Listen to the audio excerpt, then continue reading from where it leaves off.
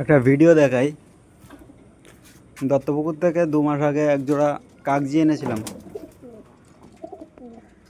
কোথায় সেটা, আর নটটা ওই খোপে বসে আছে। একটা বাচ্চা হয়েছে, আর একটা ডিম জমেনি। আজই সকালে দেখলাম একটা বাচ্চা হয়েছে। ঠিক আছে, তবে মাদিটাকে ছাড়লাম, মাঝে মধ্যে একটু ছাড়ি। আমি তো ভেবেছিলাম যে ও পায়রাটা ফ্লাই করবেই না, কিন্তু আজকের এতটাই ফ্লাই করেছে, প্রায় 2 ঘন্টা উড়েছে।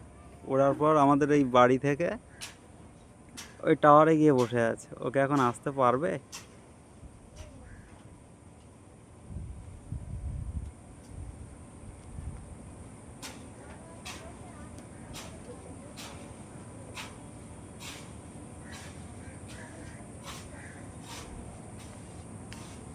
ওই বসে আছে, জুম করছি তো ওই জন্য ভালো আসছে না।